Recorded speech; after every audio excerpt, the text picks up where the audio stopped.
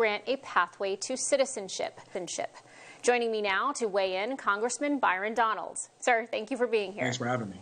Democrats are formally filing President Biden's immigration bill this week. Republicans, of course, largely oppose what they call blanket amnesty. And this is as we've got these caravans rushing to our southern border as a result of Biden's policies. What are your thoughts? I think it's a terrible policy, actually. A couple of reasons. Number one, our economy is still not 100% back on its feet.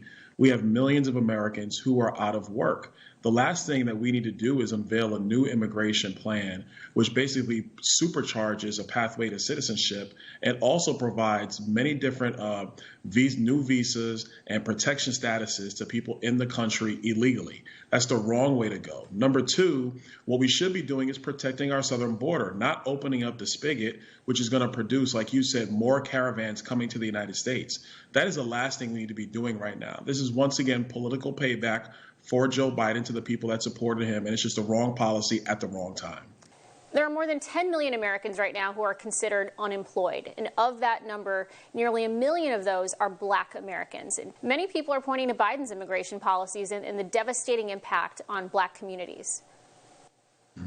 Well, listen, the data is very clear, whether it's the Black community, white community, Hispanic community. When you're dealing with people who have low skills, they're in a low skill end of our workforce, massive expansions of immigration does actually hurt those communities. It hurts those people because there's more people going into the low end of the labor pool.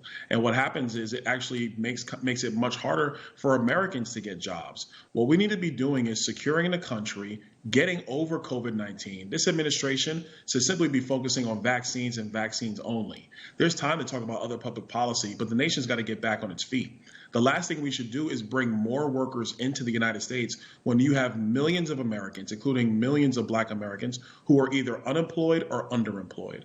Well, there was a Pew Research study back in 2017. It found that South Florida ranks number 5 in undocumented immigrant population.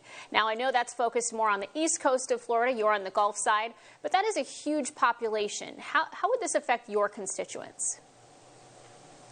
Frankly, what it'll do is it'll increase that population. One of the things that's in this bill that I've already begun to read is that there's a new legal protection status for people who are coming to the country illegally. It expands dreamers. The new definition would be anybody under the age of 18 years old who came here before January 1st of this year would be considered a dreamer and can go straight to getting a green card. What it would do is exacerbate the problems. It wouldn't make them go away because what you're telling, frankly, the rest of the undeveloped world is come to America. We're going to give you legal status and then eventually citizenship. It'll exacerbate the problems here in South Florida. It won't make them better. Well, the Biden administration, a senior official said this week that they're open to working with anybody that wants to get something done and get a bill to the president's desk. I'm curious what you would propose. Well, number one, they're not interested in working with anybody. I kind of scoff at that one because if they did, they would have came and talked to Republicans about this before they had it unleashed in the atmosphere.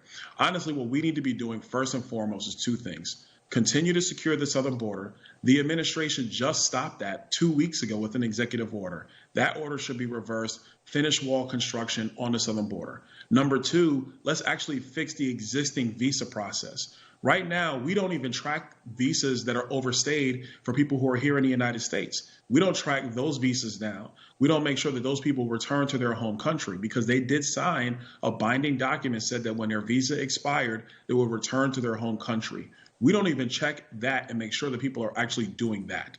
And so those are the first two things we need to do before we even begin to get to a pathway for citizenship. If you don't do those two things first, and make sure they're done appropriately, what you're going to do is create more immigration problems. So this continues to be a political football in the years to come.